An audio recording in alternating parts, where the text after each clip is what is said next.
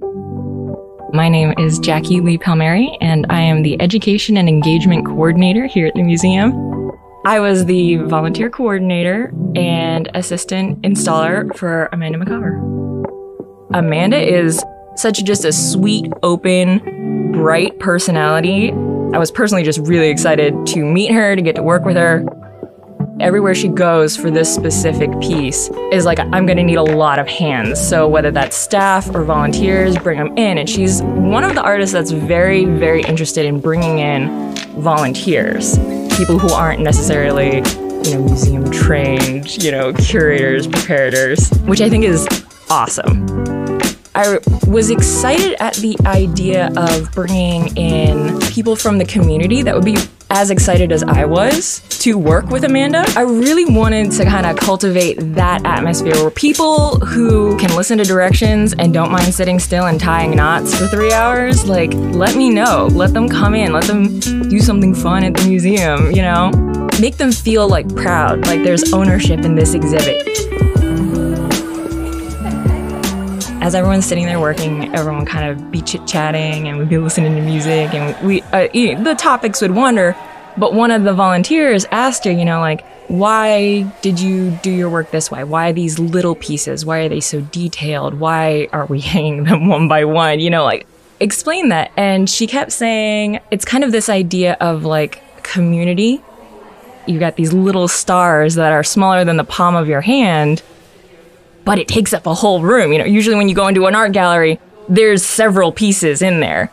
Her work, it's one piece, technically, but it's thousands of little pieces. And that idea that her work and also the installation of it requires many small pieces all coming together to make this epic, momentous thing, she did that on purpose.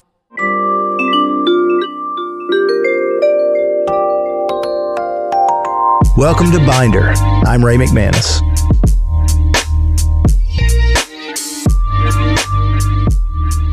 All right, so back again with Jackie Adams. I tell you, Jackie, it is always awesome to have you in. You are extremely busy. It seems like every time I run in, you were involved with another new exhibition, another new something happening here at the museum.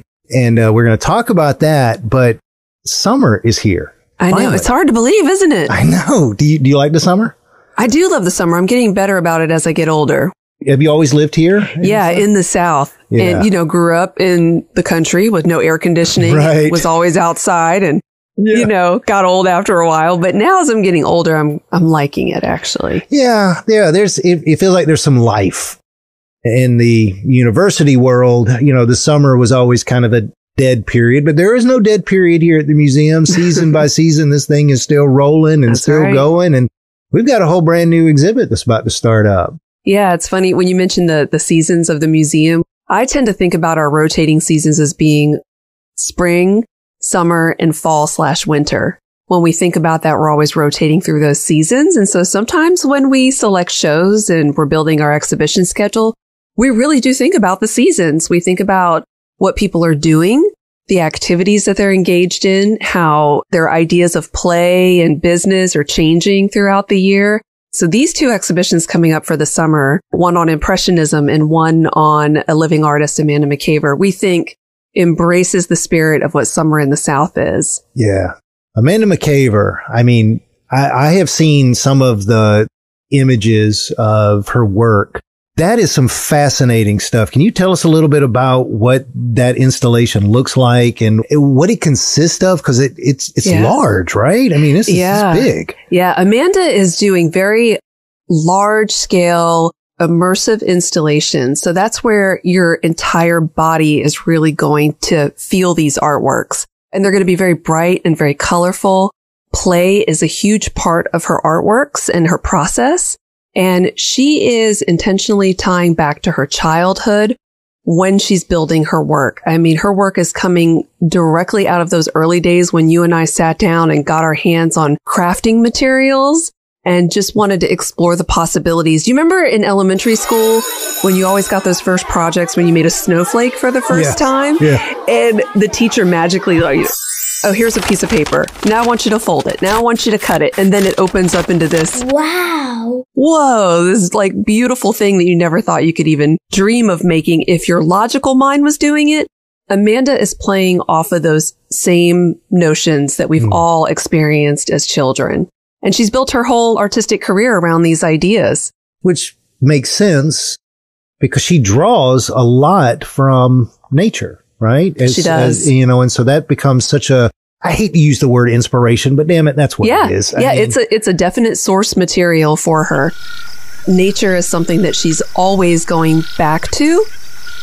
Specifically, when she's looking at nature, of course, the beauty of it, but she's also getting a little bit more finite about looking at nature. So she's looking at patterns in nature and how she can translate that into her, she calls them thread drawings, where she takes a piece of thread and literally she's stitching it and kind of drawing in air, so to speak. So when she's looking at botanicals, she's looking at that intense patterning that nature has provided us. And she's trying to some degree, replicate and play with that idea in her own work, but, do it in the spirit that's her voice and her vision. That is such an amazing feature because, as a kid, I was always drawn to patterns in leaves, and webs. I loved watching, stand there and I didn't touch them, but I loved to watch them because they would be so intricate in their design and almost from a distance random. But then when you would look up close, you would see that there is an intentional pattern that is being displayed. She's exactly tapping into that. So it's working from a simple point of reference and seeing how nature can make it very complex, but also very beautiful.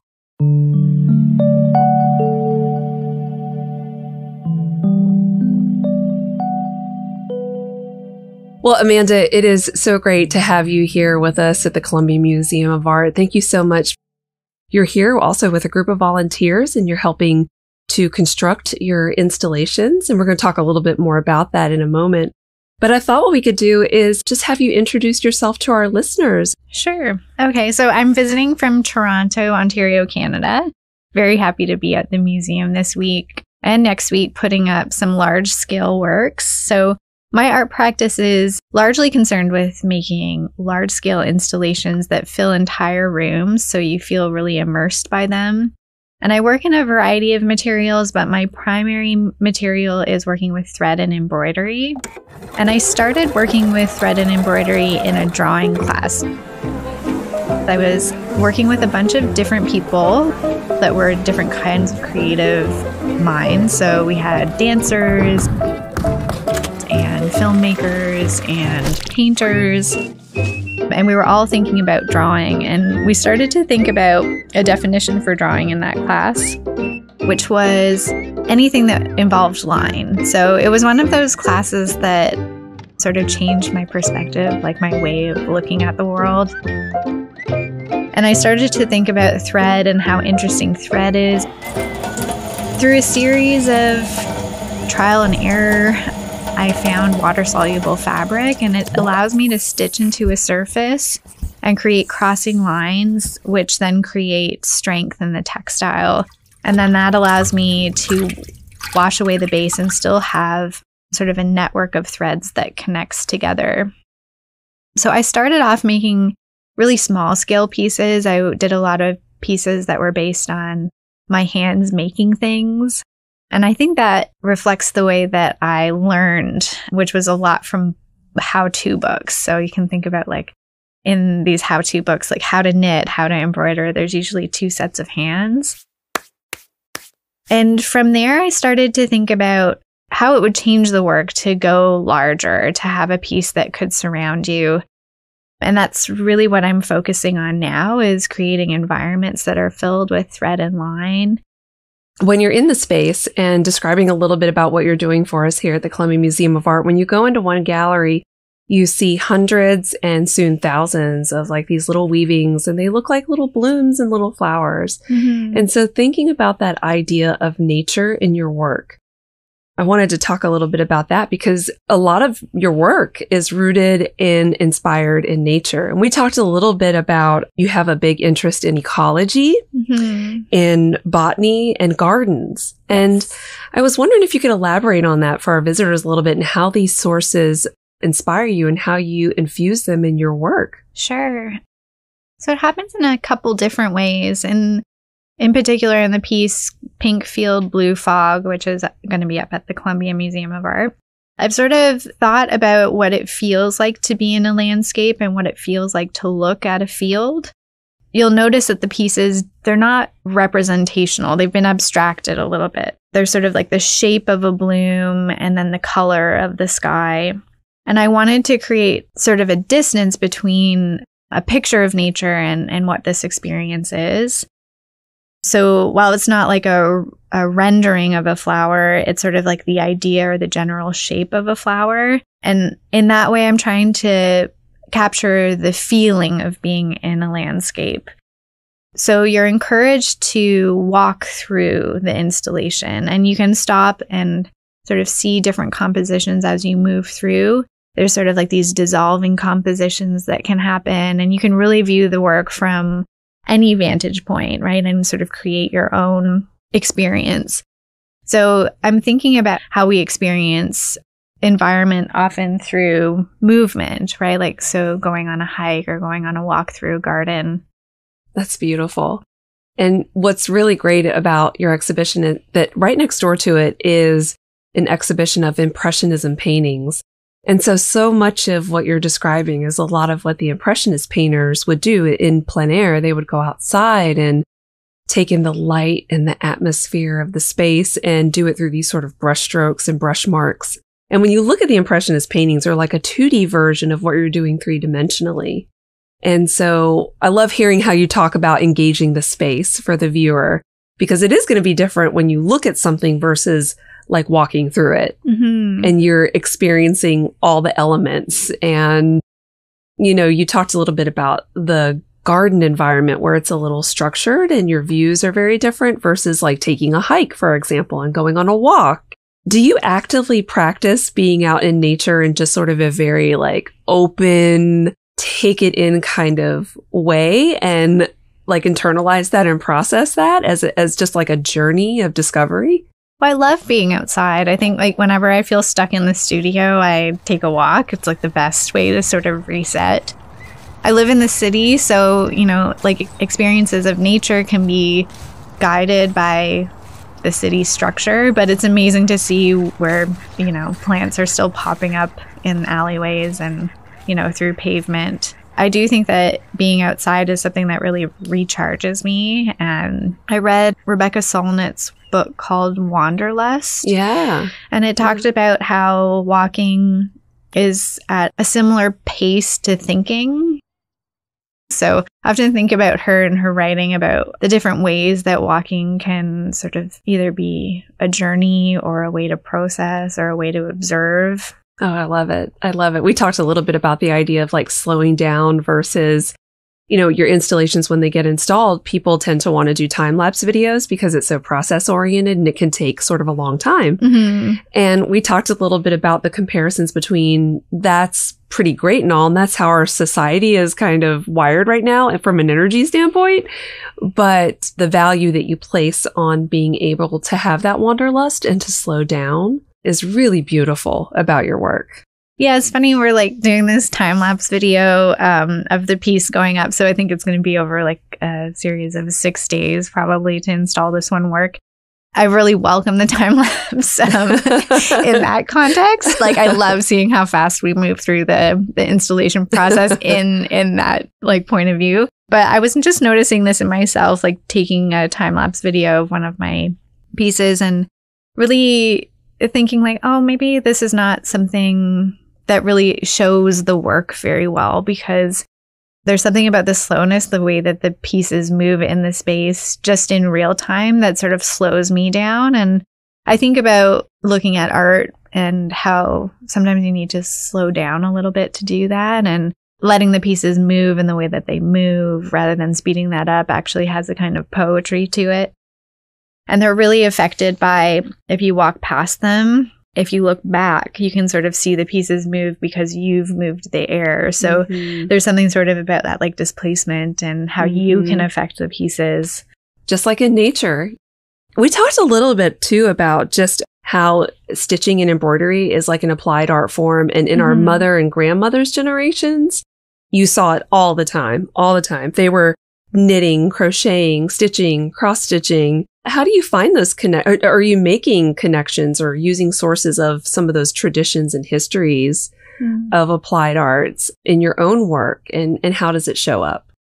Right. So I got my undergrad in drawing and printmaking. And then I went back to school years later to Tyler School of Art in Philadelphia and got my master's in fiber and material studies there. So there's a way that I came to textiles that was like quite experimental and sort of like I was going to try things, and coming to textiles sort of as a beginner, like knowing a little bit, but not knowing a lot. And then slowly that's sort of been unfolding. You know, there's so much to learn in terms of like different cultures and their approach to textiles.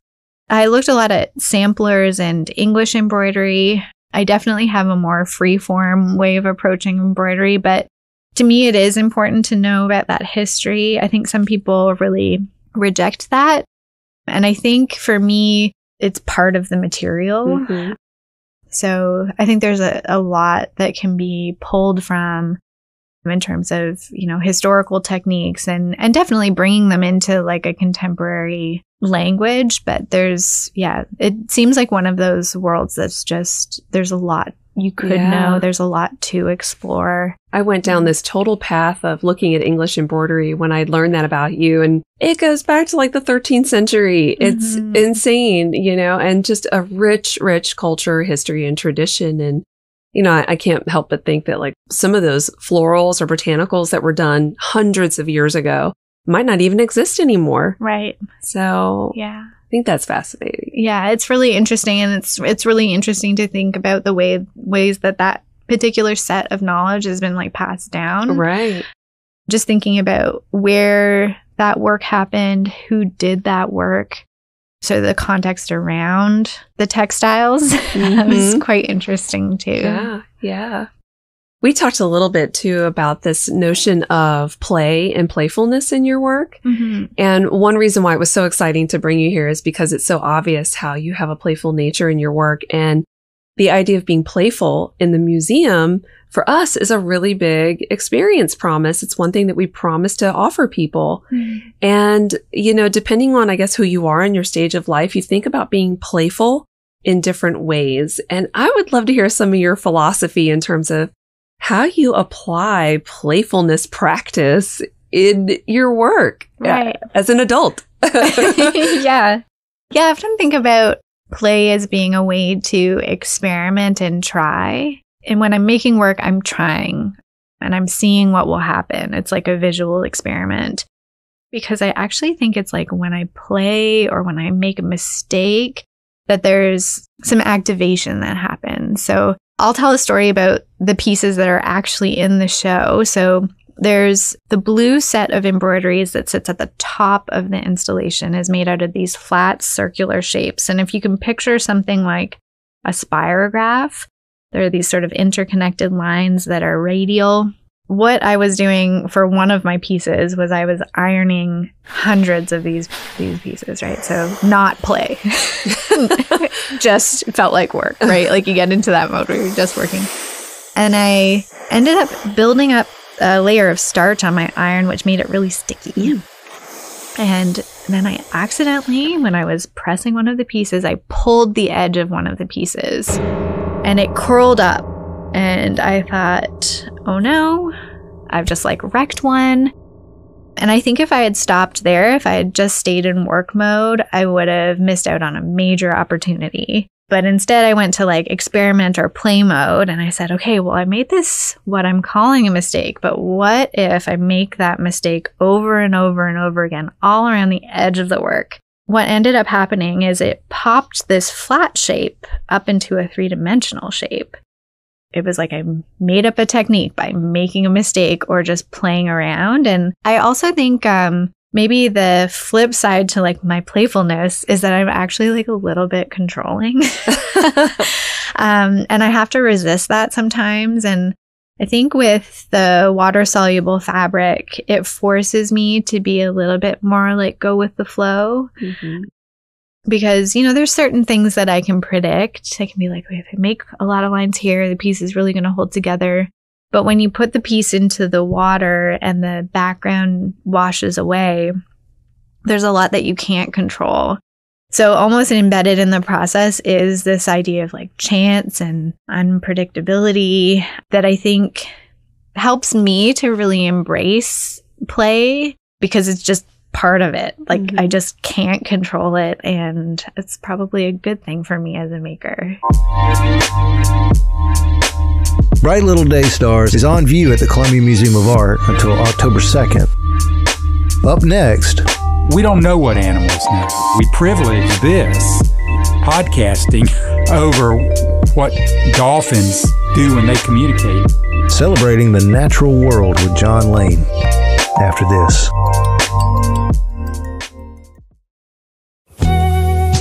Hey y'all, producer Drew here to fill up your social calendar for September with some exciting CMA programming.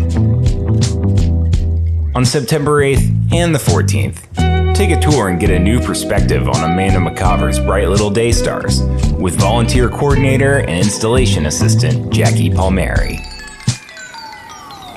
On September 22nd, grab a cocktail and a seat for a panel discussion featuring Carol Souvion, executive producer and director of the Peabody Award-winning and Emmy-nominated PBS series, Craft in America. On September 25th, get your dancing shoes ready for Shay Alexander Presents Live on Boyd Plaza with popular Charlotte-based outfit Reggie Graves and Jazz Theory. You can find out more about these and all of our upcoming programs and events on our website, www.columbiamuseum.org. And now, back to the show. What would you tell the you that was here before this, or the one before that? The surgeon said what I had was unusual. He said he'd never seen it in 400 patients. I read the latest tabula rasa. I have the presence of mind to continue. I can start the baby aspirin. We have moved away from direct cultivation, even though the endless grasslands are vanishing. Change of scale is a good thing. Hope breaks the shell like the beak of a baby bird.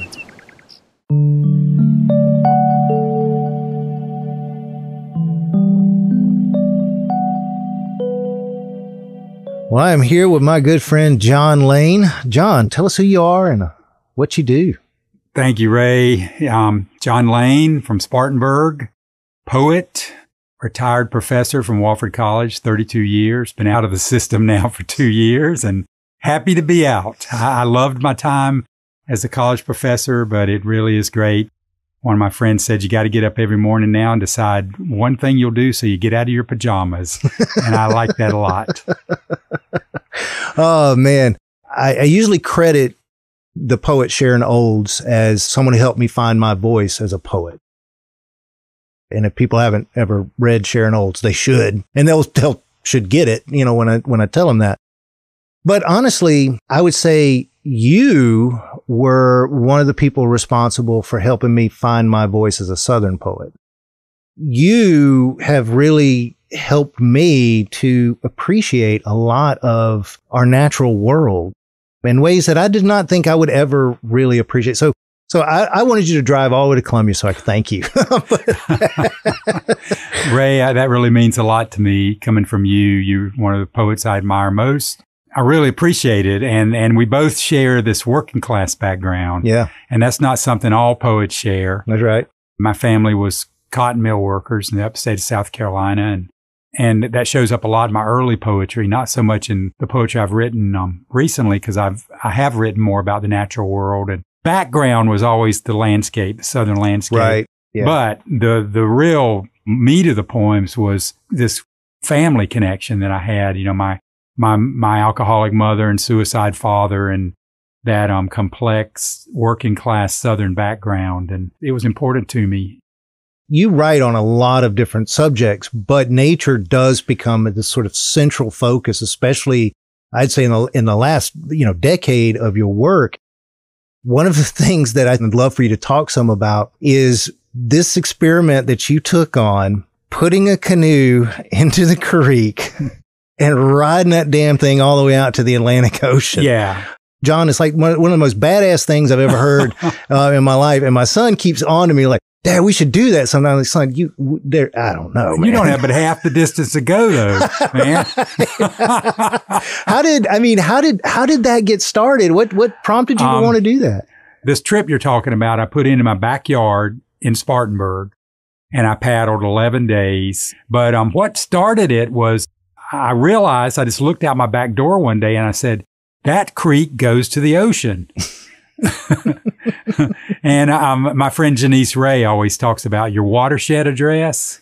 And everybody out there, do this right now. Your watershed address means go to your back door, look out. How far is the nearest creek to you? What's its name? What's it a tributary of? What's it a tributary of? What's it a tributary of? What's it a tributary of? Where's the ocean? So for me, it was John Lane at Lawson's Fork, at Packlet River, at Broad River, at Congaree River, at Santee River, at Atlantic Ocean.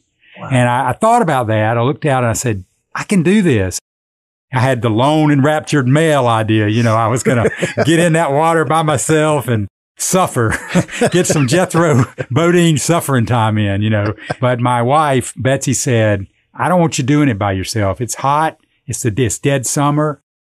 There's been a drought for a year. Right. You're not going to have a good time. And besides, it's just not a good thing. So find a friend to do it with. So I got a friend named Venable Vermont, greatest name in literature besides Natty Bumbo. So from Alaska, he's a South Carolinian. Anyway, he said he'd do it. We set up the trip. And then I discovered this children's book called Paddle to the Sea.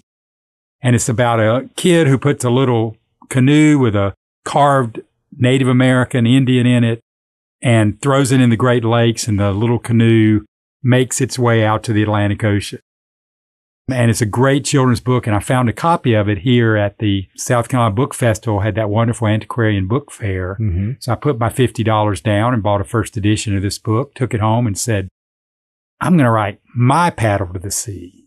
And so it was an incredible trip. And then I started popping into all these people who had done it already. It had been done many times. Like I said before, you only got half that distance, Ray. You and your son ought to jump on next week.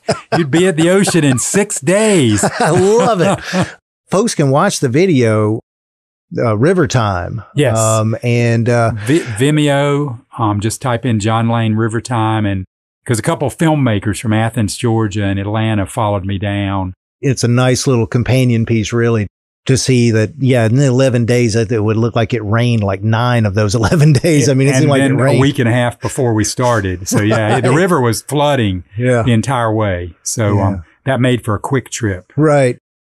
What drew you to the natural world? I could think of a million reasons why one would want to go to the woods.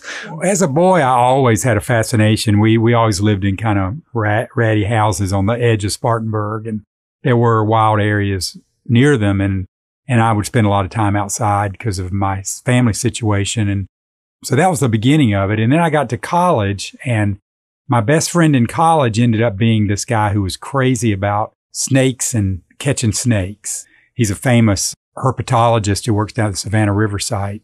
But I kind of tagged along as the English major, the competitive English major who wanted to try to know as much as he did about the natural world. And so we would go up on Highway 11 along the mountain front. And when everybody else was out partying on a Friday night, we'd be up there riding the road, as it's called, which is we'd start in I-26 and we'd ride all the way to Table Rock and past. And then we'd ride back and forth for 4 or 5 hours on the road, about 35, 40 miles an hour, looking for snakes out on the road.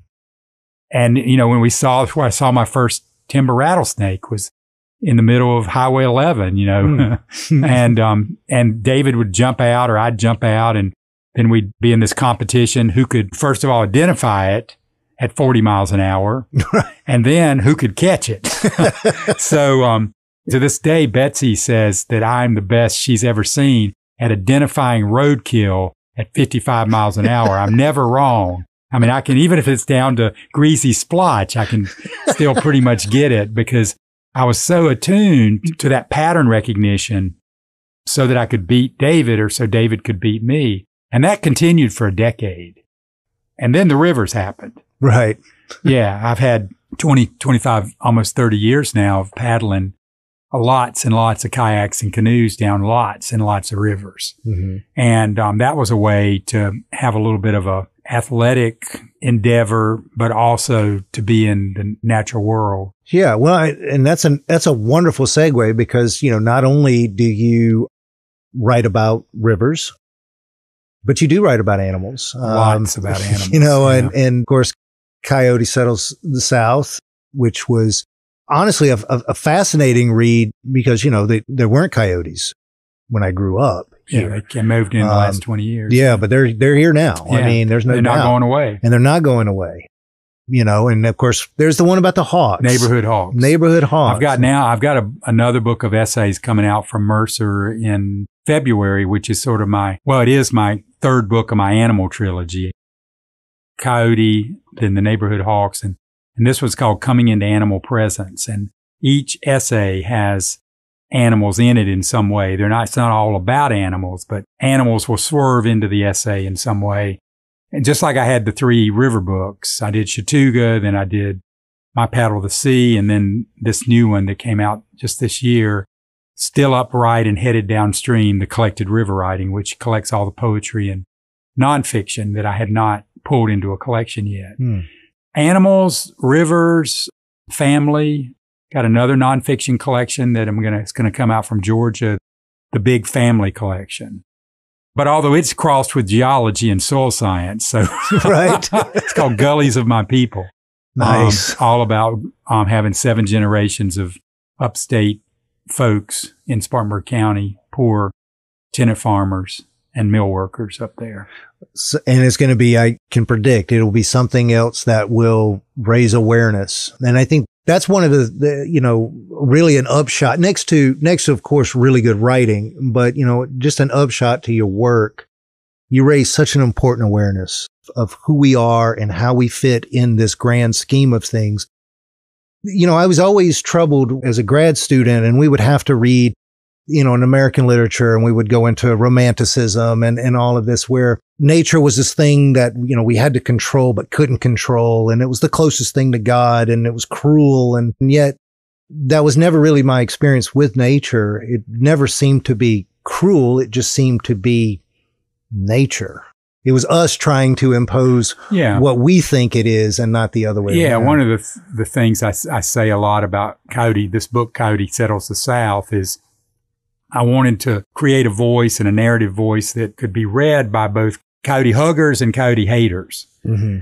And I wanted even the coyote haters to read it and go, yeah. But I wanted to have these 3 thesis statements that people would pick up. And one was, they're here. And when I started writing the book a decade ago, not everybody knew that. Right. Now I think most people know because they've seen one in their backyard. But most people didn't know they were here. Hardly anybody knew they weren't going away. Mm-hmm. And the third thesis was, and you have to decide as an individual what you want to do about it. Because it's not about the coyotes. They're here and they're not going away. It's about you. Right. And so if you're a coyote hater, that hate is more about you than it is about the coyotes. I think that was one of the things that was most eye-opening for me, was just that how much of it was about me and had nothing to do with the animal. And, you were talking about snakes. For the longest time, I was scared to death of snakes. Had nothing to do with anything a snake had ever done to me, but it had everything to do with the fact that my mother was terrified of snakes. Mm-hmm. And so for the longest time, I just felt, I see a snake, I got to kill it, because they're so bad. And this is going to sound weird, but since meeting you, I started thinking about that. And I'm like, well, what has a snake ever done to me? And I want you to know, John, that I have encountered 2 snakes, and both of them have lived. I rescued both of them. I feel like now my karma is back to 100%. Yeah. One of the things I do to work on my karma, I got from James Dickey. James Dickey has my favorite Dickey poem is The Last Wolverine. Oh, yeah. And the last line of The Last Wolverine is, Lord, let you die, but not die out. Yep. Well, every time I pass roadkill, I put up my hand and I say that line to myself. Mm-hmm. But I say, Lord, let you die, but not die out. Change it a little bit. Because I know one of the things I've learned from my biology friends is, I feel sadness when I see dead things on the road, but as long as there's species that aren't dying out, right, then you can get past even dead individual animals on the road. So, just that little blessing is one of the things I've taken to doing. Well, and it's such an intricate system, I mean, very, and I guess if we tie this back to, let's say, writing poetry, right? That one word that to anybody else might live by and just think it's just a word, but changing that one word can completely dismantle the entire poem, destroy it even to a point you just don't get it back. I feel that way about nature, that, we're not careful, especially with the overdevelopment that we see. Once that one thing has been disrupted, once that one thing is gone, the domino effect and how it cascades to everything else can be cataclysmic. Well, here's an example of that. Just yesterday, I'm the caretaker. I was the director for 10 years of the Goodall Environmental Studies Center outside Spartanburg for the environmental studies program I worked for at Wofford. We acquired a lease on 200 acres of property upstream for our research and study, mostly floodplain. We didn't have any budget for maintenance. So I partnered with the South Carolina Hall of Fame football coach Mike Ayers, and the two of us have become the volunteer maintenance and preserve managers. So one of the things I've feared for a couple of years now is the approach of the emerald ash borer. I don't know if you've heard about the emerald ash borer. No. The emerald ash borer was first identified in 2002. Somewhere up north, one of the ports up north, it came in on pallet wood and got out of the port, an insect, and has killed tens of millions of ash trees. Oh, wow. And it's been creeping about a few miles a year toward Spartanburg since 2002. And then my friend yesterday pointed to an ash tree and said, you got the ash borer. I knew it was in Charlotte a few years ago. But it's moved on down, and it's probably already, I would imagine it might have already been Columbia. But it's going to kill almost every ash tree in every floodplain in the United States, over time. Trees can be individually treated, but this is super expensive. Right. And that's really the only way. There's no natural pest for it. You mentioned a minute ago, we don't know. And I think it was John Muir who said, touch a strand and the whole web shakes. Well, that ash borer that had natural predators back home gets here and goes, whoa, right. Ash trees everywhere. But that's a great example of it. And I was thinking, is there a poem in here? Is there a poem in here? And if so, what is the poem? I don't want to be preachy or didactic. Is that something that you kind of wrestle with sometimes when you write about nature, that you don't want to be preachy and didactic? Yeah. I really, like I said, with the Coyote book, this is prose, but with the Coyote book, I really worried that I was going to have this tree hugger position, this coyote hugger position, and look down on the hunters and this and that. And so I really fought to try to not have that tone. Yeah, and that's hard to do with poetry sometimes. Yeah, I mean, and no matter what your position is, somebody's always going to read a position into it for you. Yeah. I mean, the reason why I ask is because your work does not come across that way. It does not come across as ever really comes across as preachy. It really comes across as a person who has decided to take the necessary steps to observe, which I think is such an important factor, not just for poets, but for writers in general, and to report what I've seen. And sometimes that might mean what you see and what you report is not good. Yeah, here's a great example. I'm going to read a poem. I would love it. A friend of mine sent me an email about something that happened in her community. She lives in a rural community. And I said, man, this is a poem I got to write about. It's called Fawn in a Hay Bale. The black snake in the median, twisted into an unanswered question, is the bloody point. No swerving, no faltering as any machine rolls fecklessly forward. Then to open a hay bale and find the paired ebony hooves still shiny, the auburn hair and splintered bones hidden no more in the sidelong silo. Death is a combine. Death is a spring morning smelling of straw and diesel fuel.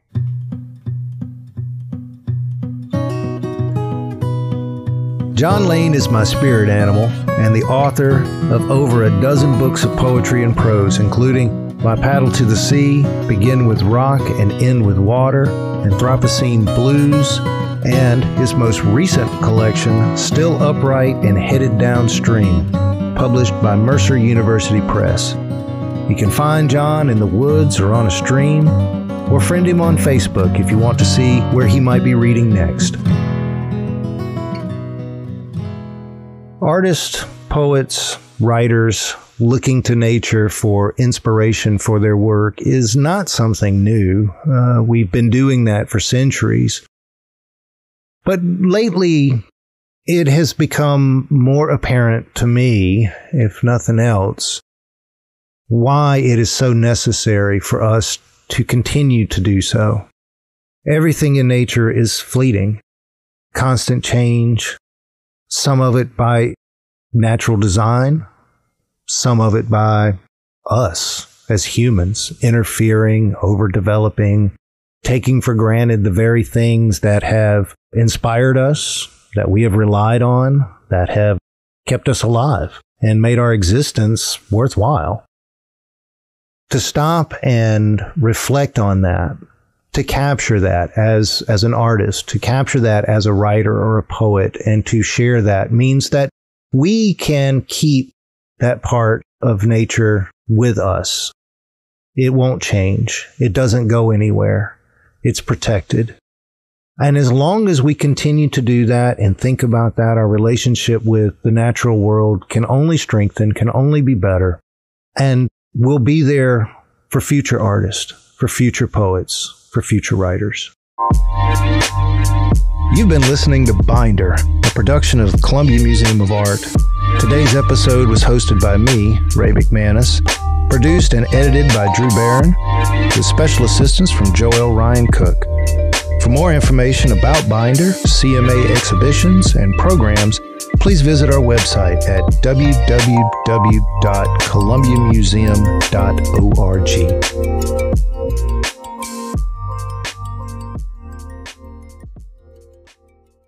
It's only natural. There we go. Hey y'all, producer Drew here. If you're listening right now, I know you're a true fan of what we do here at Binder Podcast. I'm here to ask for your help so we can grow even bigger and better and keep bringing the arts and culture storytelling you love.